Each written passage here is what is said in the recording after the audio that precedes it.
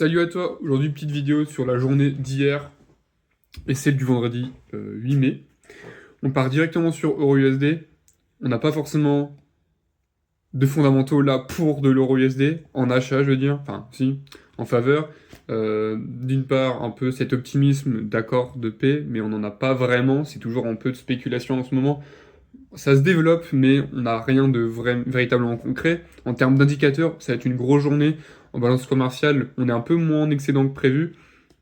Sans doute un peu plus de dépenses liées à l'énergie. Je veux aller directement voir mon post Substack qui apporte tous les détails par rapport aux rapports fondamentaux, des données économiques de la journée. Ensuite, un gros indicateur, c'est le taux de chômage au niveau du Canada. On va avoir un peu l'impact de la hausse des coûts du pétrole sur les deux pays en même temps.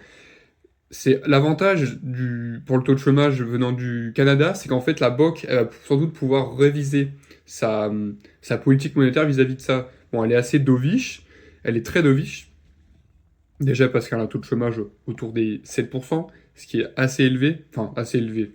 C'est plutôt bas par rapport à certaines périodes. Mais là, ce qu'on va pouvoir observer, c'est l'impact sur leur baisse de taux. Concernant le NFP, ce qu'il faut savoir, c'est que là, il prévoit un peu une baisse, mais je suis plutôt d'accord dans le sens où on avait déjà l'année dernière un emploi assez limité, dans le sens où il y avait peu d'embauches et peu de création de postes. Sauf que là, avec le conflit qu'on a en Iran, les coûts sont un peu répartis d'une autre manière. Là, c'est surtout par rapport à l'énergie. Si on va regarder les prix PCE avec les dépenses, c'est surtout lié à l'énergie, telle que le gasoil, l'essence, vous avez compris. Donc, est-ce qu'on va observer une baisse? Moi, ça m'étonnerait. Une baisse du taux de chômage, une baisse du NFP. Alors oui, une baisse du NFP, mais pas une baisse du taux de chômage. 4,3, c'est prévu à 4,3. Si on arrive à 4,2, je serais très surpris. Ça montre vraiment une énorme résilience. Ils ont une hausse des revenus quand même. Donc, sans doute pour un peu plus impacter le coût de l'énergie, pour tout simplement apporter une certaine rentabilité dans la production, même si l'impact reste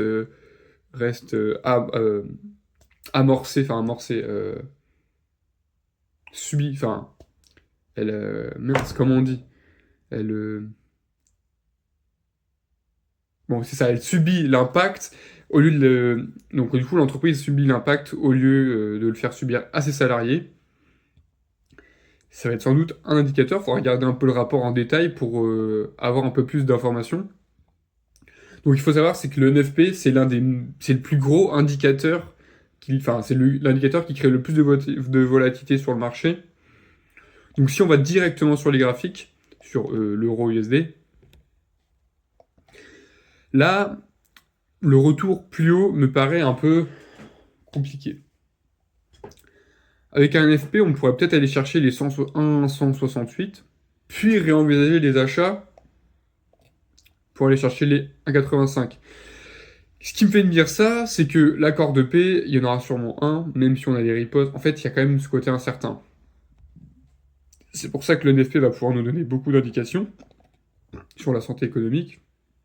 Mais avec un NFP, je ne préfère clairement pas me positionner là-dessus, par risque de me faire liquider en 3 secondes. Il n'y a pas du tout d'intérêt. Sur Eurocad, pour moi, on risque d'avoir un rebond sur les 1,6 et aller chercher le support suite au rapport NFP et au taux de chômage du Canada. Cette volatilité, pour moi, elle est justifiée d'une part par le prix du pétrole, qui a de fortes chances de soutenir le dollar canadien. Donc là, on repart un peu à la baisse, on va chercher des anciens supports résistance.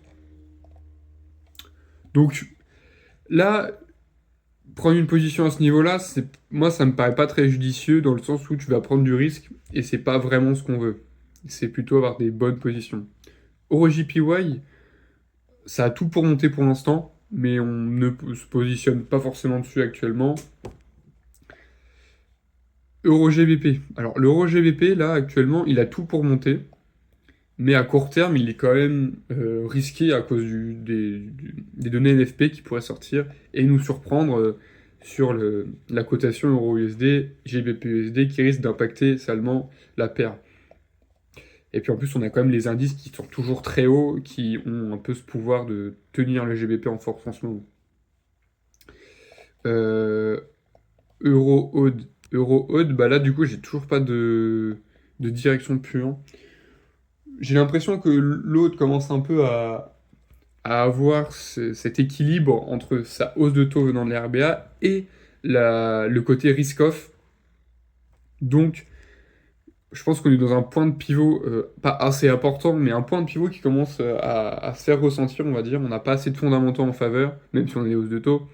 Ce que je veux dire par là, c'est que on est à un niveau où la hausse a été très importante, la tendance est claire, c'est que le load est à la hausse, mais on a de plus en plus de fondamentaux. En fait, plus on est bas dans la hausse de load, moins les fondamentaux à risque pouvaient venir le mener vers le bas. Tandis que là, j'ai l'impression que plus les fondamentaux vont être importants, plus on va venir chercher un peu plus haut, puis revenir chercher plus bas à l'avenir. Disons qu'en fait, bah, c'est un peu la position que j'ai là. J'ai pas forcément de biais ultra haussier à court terme pour l'aude. Ça, pour moi, ça reste assez compliqué pour lui. Euro CHF, bon, comme je vous ai dit, ce support-là, il est forcément tenir. Donc, est-ce que ça va vraiment rester à ce prix-là? C'est une bonne question. Pour moi, là, on est dans une belle range. Pour moi, on va aller chercher plus haut. Là, actuellement, c'est même pas que c'est une certitude, c'est qu'on va aller chercher plus haut. GBP USD. GBP USD, on part un peu à la hausse, on va recasser.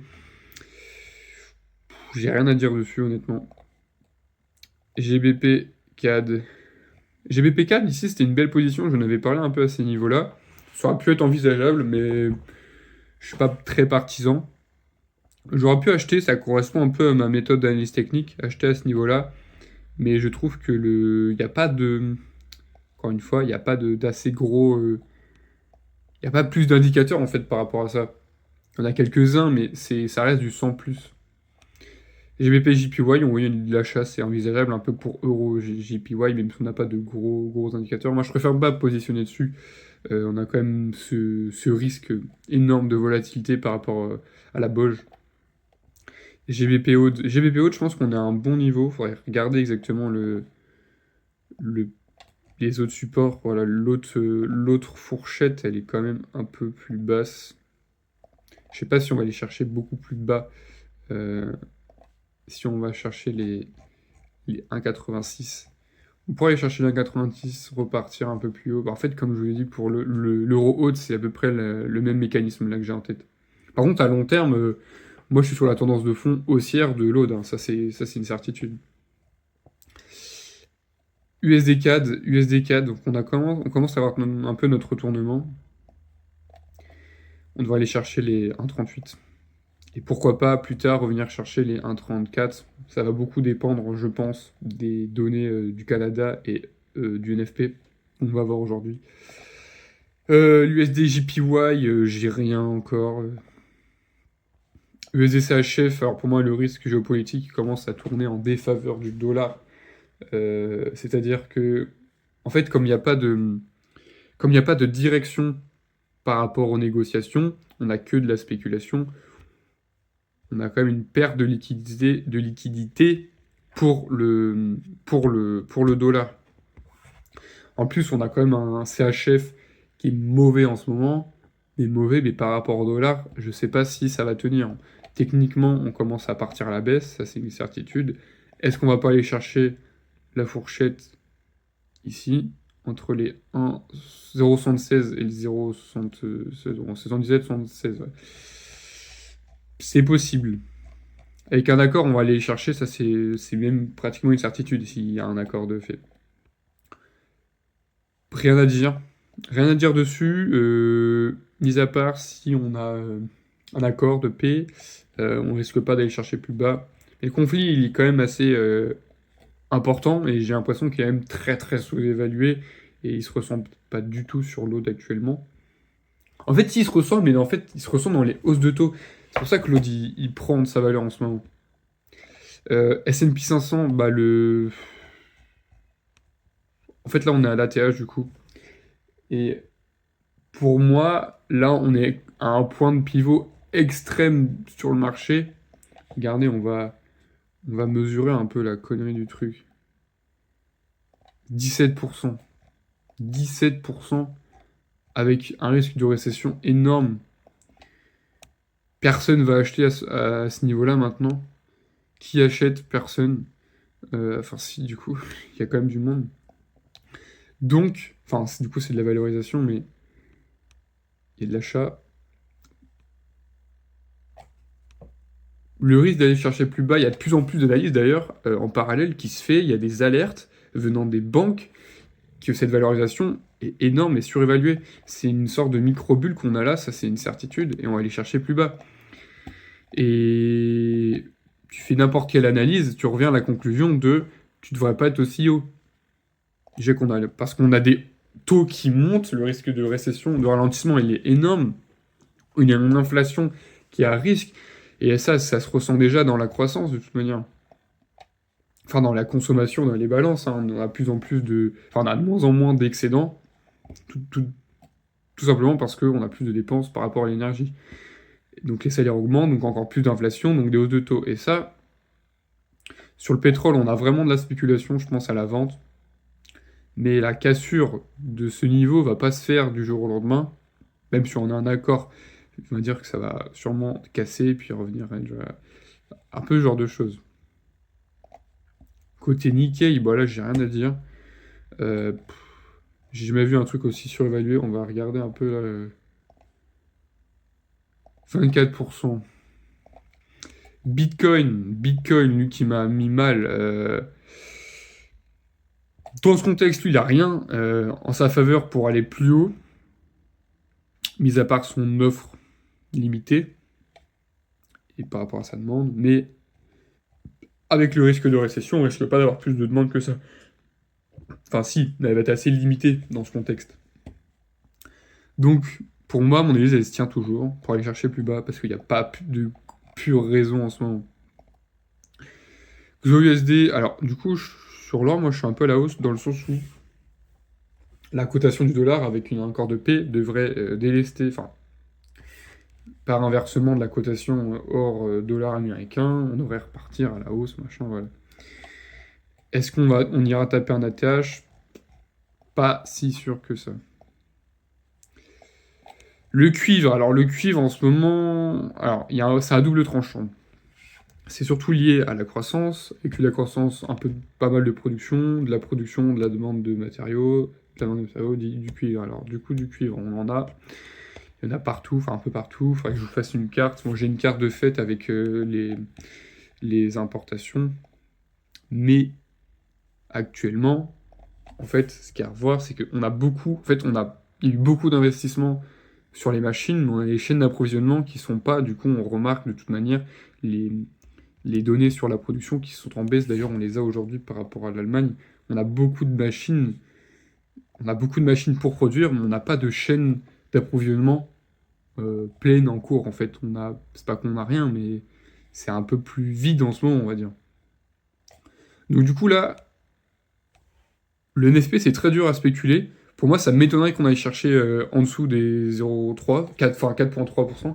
C'est pas que c'est inenvisageable, mais il n'y a pas de,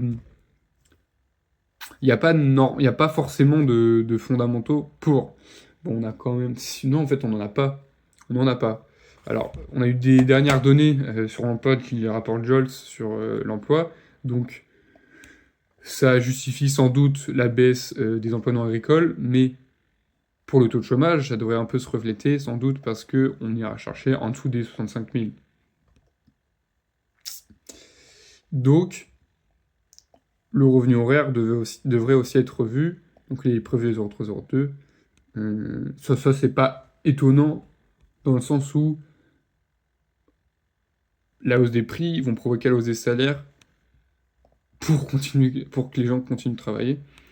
Déjà parce qu'il faut que les gens puissent aller à leur travail. Alors s'ils sont mal payés pour payer le carburant, ça va commencer à créer un net déséquilibre en fait. Donc en revenu horaire, par contre, on monte aussi, ce qui est assez cohérent. Après, on a les sentiments, mais ça, aujourd'hui, ça va clairement pas être... En fait, dans les consommateurs, on est très bon, en fait, depuis un an, ou alors ils ont un mauvais sentiment, donc c'est le modèle K, de très mauvais sentiments venant des ménages, un peu de tout le monde d'ailleurs, des entreprises, mais par contre, on a une valorisation et des consommations qui explosent, et c'est ce qu'on a en ce moment, c'est ce qui tient le PIB d'ailleurs, de forts investissements et une forte consommation. Donc, même avec un sentiment à la baisse, ce qui serait pas très étonnant par rapport au prix du pétrole et de la guerre, je pense que même une surprise à la baisse ne sera pas très impactant par rapport aux futures données. Euh, D'une part, ce que je vous ai dit précédemment sur le modèle K, qui tient depuis plus d'un an. Voilà. Ah non, j'ai peut-être d'autres choses à dire en termes de probabilité du calendrier de la Fed. On repart à la hausse.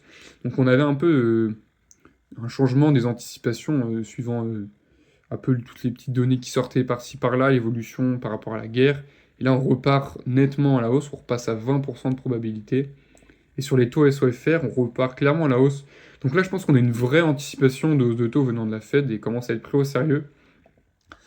Alors, moi, ce que j'aimerais savoir, c'est est-ce que le cours des choses va être revu avec le passage, enfin, le Kevin Warsh qui va devenir président de la Fed, parce que lui, il n'est pas si hawkish que ça, il est quand même plutôt pro-croissance.